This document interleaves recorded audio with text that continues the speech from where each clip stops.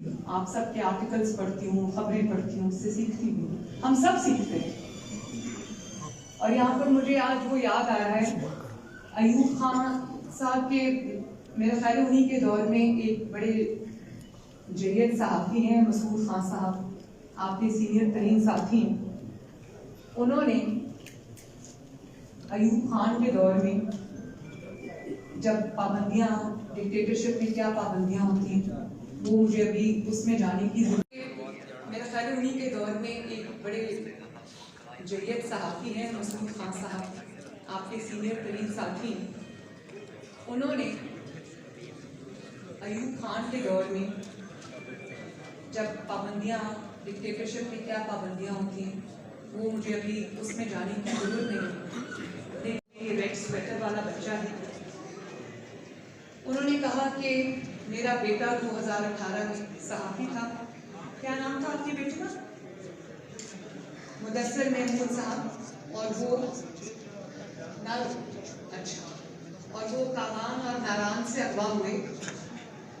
मैंने इनसे पूछा कि क्यों अगवा, और उसको बाकायदा ऑन किया गया कि ये हमले लगाए गए। और जो उसको वज़ीर इत्तलात थी वो अभी मेरी बहन छोड़ के कल यहाँ पर थी, अभी भी ऑन करती है। तो उस वक्त आपको याद होगा कि आपने स्कूटर मीडिया कैंप लगाया था प्रेस क्लब में लगाया,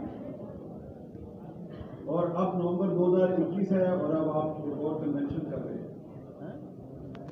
तो मैंने ये बात सिर्फ इसलिए की है कि नवंबर जो है वो 2007 हो या 2021 हो, आपके हालात जो है वो तब्दील नहीं हो रहे। 2007 में आप जहाँ पे खड़े थे, आज आप वहाँ पे नहीं खड़े, आप उससे भी पीछे चले गए। क्योंकि 2007 में मेरे पर सिर्फ टीवी पर पाबंदी थी, अखबार पर पाबंदी नहीं थी। अब 2021 में टीवी के साथ साथ अखबार पर भी पाबंदी है, मैं अखबार में भी नहीं लिख सकता। तो ये बहुत से लोग सवाल पूछते हैं यार कि ये आप जो सहाफ़ी हैं, तो ये आपके साथ क्यों इस तरह के मसले होते हैं, क्या प्रॉब्लम है, हुकूमतें क्यों नाराज हो जाती हैं, ताकतवर लोग क्यों नाराज हो जाते हैं। तो यहाँ पर इस वक्त एक खातून मौजूद है एक छोटे से बच्चे के साथ, अभी मेरे साथ वहाँ पर बैठने को गुफ्तगू कर रही थी। मुदस्सिर महमूद नारो की वालदा है, और जो बच्चा उनकी गोद में है वो उनका बेटा नहीं, उनका पोता है। और उस बच्चे की माँ जो है वो कुछ महीने पहले इस दुनिया से जा चुकी है। और जैसा कि आपको पता है कि मुदस्सिर महमूद नारो एक सहाफ़ी था, मुख्तलिफ टीवी चैनल्स पे काम करता रहा। उसने सिर्फ 2018 में अपनी फेसबुक पर एक पोस्ट कर दी थी कि ये इलेक्शन है, ये इलेक्शन फेयर नहीं है, और उसके बाद उसको उठा लिया गया। तो जब पाकिस्तान में मीडिया के में कुछ लोग इस इशू पे बात करते हैं तो कहा जाता है कि जी आपको ये बात नहीं करनी चाहिए, और जब आप आज नहीं आते तो फिर कहा जाता है कि आप पाकिस्तान के दुश्मन हैं, आप आज़ादी सहाफ़त का नाजायज़ इस्तेमाल कर रहे हैं। तो ये मैंने सिर्फ एक मिसाल दिया। जो भी डिक्टेशन लेने से इनकार करता है उसके साथ कुछ ना कुछ हो जाता है, और ये अभी से नहीं हो रहा, ये साल से हो रहा है। इसलिए मैंने आपको थोड़ी माजी की मिसालें भी दी हैं कि Pakistan federal union of journalist जो है उसकी जो एक तारीख है, उस तारीख को अगर आप सामने रखें तो ये जनरल अयूब खान के ज़माने से यही हालात है। लेकिन जो हालात, जिन हालात का सामना आज है आपको, वो हालात पहले नहीं थे। क्योंकि पहले आपका दुश्मन मालूम था, आपको अपने दुश्मन का पता था कि दुश्मन कौन है, पाबंदी कौन लगाता है, कोड़े किसके हुक्म में लगते हैं। दोस्तों का कि आज उन्होंने एक जिम्मेदारी ली। आमिर सैयद साहब, तारिक विर्क साहब तो मुबारकबाद के मुस्तहिक हैं कि आपने एक जिम्मेदारी अपने कंधों पे ली, और ये शायद आपको भी नहीं पता होगा कि आपको अंदाज़ा उसका नहीं होगा कि ये आखिरी हमारा कन्वेंशन ये क्या मैसेज है। इसके बाद अमली तौर पर हम निकल रहे हैं, और वो आज हमने तय करना है।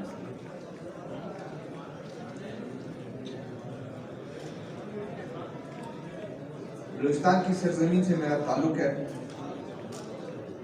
वैसे तो वजीरिस्तान हो जो एक्स-फाटा और अभी पार्ट है KPK है, सिंध की धरती या पंजाब की धरती, उन्होंने भी अपना हिस्सा डाला है फ्रीडम ऑफ प्रेस फ्रीडम के लिए और अमली जद्दोजहद के लिए, डेमोक्रेसी के लिए।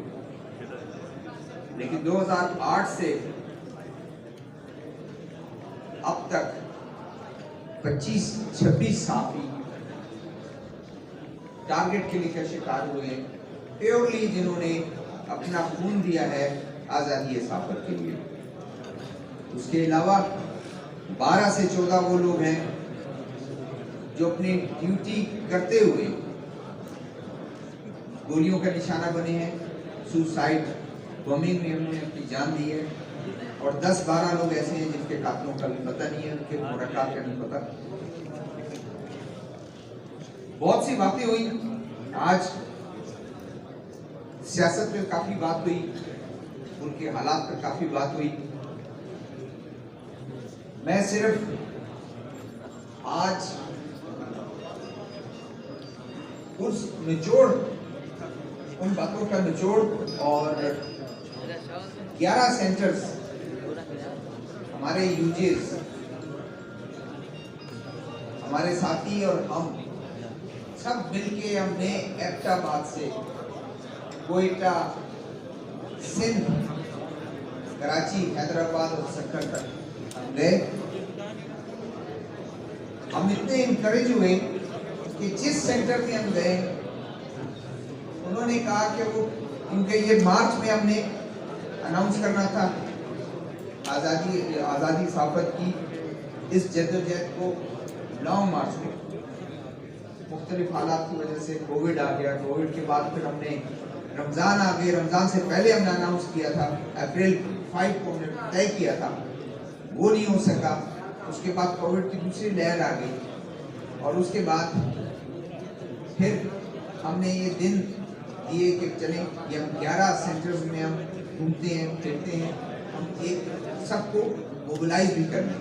अल्हम्दुलिल्लाह यकीन करें कि हमारे मोबिलाइज होने से पहले वो चार्ज थे और तमाम लोग ये कह रहे थे कि कब आपने स्टार्ट करना है, जल्दी आपने स्टार्ट करना है। और इससे पहले भी आपने देखा कि कुछ तकारीर में भी और कुछ लोग हमारे आते हैं जाते हुए पूछ रहे थे कि आप कब अनाउंस कर रहे हैं, इसलिए कि हमने उस स्ट्रगल को उस स्टेज पर हम ले आए हैं कि अभी आगे बढ़कर हमने एक मैसेज देना है और निकलना है। दोस्तों, आपका मुकाबला ख़ुसूसन इस मौसम में हुक्मरानों के साथ है, मीडिया हाउसेस के मालिकान के साथ है, मौसम के साथ, महंगाई के साथ। इसलिए कि जो मार्च में आपने प्लान किया था उसके खर्चे अखराजात कुछ और, दरमियान में आपने अनाउंस किया उसके खर्चे अखराजात और, आज खर्चे अखराजात इसके और। एक फर्क जरूर है कि 11 सेंटर्स में जब हम गए, गाड़ियों में, अच्छी गाड़ियों में हम गए, होटलों में, कंफर्टेबल होटलों में गए, लेकिन इस जद्दोजहद में ये हमारे साथी, इनको भी ज़हनी तौर पर तैयार रहना पड़ेगा कि इसमें टेंट में हमने सोना है, कंबल लेके चलना है, गर्म कपड़े लेके चलने हैं, और हमने कोई एक्सपेक्ट नहीं करना कि हमने कोई बहुत बड़े खाने और ज़ियाफत में उसमें शिरकत करनी है। ये मैं डरा नहीं रहा हूँ, मैं कह रहा हूँ कि अगर जद्दोजहद आपने करना है, जद्दोजहद होती इसी तरह से है कि खाने का आपने इंतजार नहीं करना है, जो कुछ आपके मुयसर हुआ आप वो खाएंगे, क्योंकि आप उन वर्कर के लिए जो आज गवर्नमेंट ऑफ पंजाब ने या हुकूमत पाकिस्तान ने, वफाकी हुकूमत ने जो एक अनस्किल्ड वर्कर के लिए मुकर्रर किया, उससे भी आधी तनख्वाह पर जो है वो काम कर रहे हैं। कैमरा मैन जो है वो हमारे नॉलेज में 3 साल से 4 साल से जी इंटर्नी है, वो किसी काम सीख रहा है 10,000। तो मैं समझता हूँ उन लोगों के लिए जद्दोजहद हमें सख्तियों पहले से ज़हन में रखनी है कि किन किन सख्तियों से हम गुजरेंगे। कितने दिन हमें रास्ते में लगेंगे और कितने दिन हमें यहाँ बैठना पड़ेगा। मैं समझता हूँ कि इस चीज को ज़हन में भी रखना, और अल्हम्दुलिल्लाह हमारे साथी इससे ज्यादा जो है वो हमें वो इज़हार कर चुके हैं और हमें यकीन दिला चुके हैं। पॉलिटिकल पार्टीज चार्ज है, एहसन भोन साहब ने कहा, मैं समझता हूँ ह्यूमन राइट्स कमीशन और वुकला वो तो हमारे वैसे ही हमारा हम अपना हिस्सा तस्वीर करते हैं, इसलिए कि 2 साल से जिस तरह से उन्होंने मुख्तलिफ इश्यूज पे हमें कोऑपरेशन और सपोर्ट किया और हम एक प्लेटफॉर्म पर इस तरह यूनिटी का हमने मुजाहरा किया, ये वो हमारे लिए बहुत वो है, हम समझते हैं हमारा असासा भी है। आगे चलकर जब हम ये स्ट्रगल 2 साल पहले कभी बात होती थी तो हम सिर्फ आज़ादी सहाफ़त की बात करते थे, लेकिन चलते चलते हमें महसूस होने लगा कि लोगों की एक्सपेक्टेशंस भी ज़्यादा होने लगी है और अब स्ट्रगल सोसाइटी के लिए हो गई। फरहतुल्लाह बाबर साहब ने कुछ एक्सपेक्टेशन रेस करते हुए और हमारे रोल के मुताबिक उन्होंने कह दिया कि जी अभी तो आपको ये भी शामिल करना चाहिए कि पॉलिटिकल पार्टीज जो है वो उनकी डिसीजन जो है, और दूसरा उन्होंने कहा कि खुद एहतसाबी भी पॉलिटिकल पार्टीज में होना चाहिए। फरहतुल्लाह बाबर साहब चले गए, बहुत ज़्यादा वो एक्सपेक्टेशन कर रहे हैं और बोझ डाल रहे हैं। हम तो पहले आज़ादी सहाफ़त, freedom of expression, freedom of speech के लिए हमने एक असाइन कर दिया अपने आप को, एक या रोल हमने ले लिया है और उस रोल को आगे चलकर हमने चलना है। उसमें क्या मुश्किलात आती हैं, क्या सख्ती आती हैं, वो हमने उसको फेस भी करना है। एक बात मैं सिर्फ जिक्र करूँगा, हमारे दोस्त और मेरे बहुत पुराने साथी हामिद मीर साहब ने भी ये कहा और दरमियान कुछ और लोगों ने भी कहा कि आप उनको दावत देते, बिल्कुल आपने ठीक कहा। बहुत से दोस्तों के जहन में है कि हम ग्रुप इस तरह बटे हुए हैं, वो भी वही बात कर रहे हैं, वो भी वही बात कर रहे हैं और वो भी वही बात कर रहे हैं। 2 साल में आप इस चीज के गवाह हैं। जो लोग हम समझते हैं, जो दावा करते हैं कि हम भी एक ग्रुप हैं, आज़ादी सहाफ़त से क्या ताल्लुक क्या है? उन्होंने कभी आज़ादी सहाफ़त के लिए 5 लोगों पर मुश्तमिल किसी जगह को मुजाहरा किया? हम कोई ऐसा नहीं करना चाहते, हमारा रोल है, ये हमारी रिस्पॉन्सिबिलिटी है। हामिद मीर की बात हो, असदूर की बात हो, अफसार आलम की बात हो, मतीउल्लाह जान की बात हो, साउथ वजीरिस्तान में एक बंदा जो है उसको शहीद किया जाता है, उसके हाथ पांव तोड़े जाते हैं, उठाया जाता है, ग्वादर में किसी के साथ ये हो, सिंध में किसी के साथ ये हो, वो हमारी जिम्मेदारी है, क्यों ऐसा नहीं कर रहे। हमें किसी ने दरखास्त नहीं दी है कि आप जो है ये जरूर हमारे लिए ये करें, ये हमारी जिम्मेदारी है, वो उसको माने या ना माने। कुछ साफी को मैं तो ये समझता हूँ, आज मैं इस प्लेटफॉर्म से कहता हूँ, बहुत से साफी हमारे खिलाफ इस्तेमाल हुए, वो इस तंजीम के खिलाफ इस्तेमाल हुए, लेकिन कल उनके साथ कुछ होगा, यही पीएफपी उनके साथ करेंगे कि उनके साथ ज्यादती हो रही है। हम खुश नहीं होंगे कि आज उनको पीटा जा रहा है, मारा जा रहा है। तो जिन लोगों में हमने कोशिशें भी की और कोशिश करते रहेंगे, ये ख्वाहिश हम इसका बड़ा एहतराम करते हैं, इस ख्वाहिश का, कि बहुत से दोस्त ये कहते हैं कि तमाम लोगों को एक बिल्कुल यूनिटी होनी चाहिए, यूनिटी के बगैर हम आगे जा नहीं सकते हैं।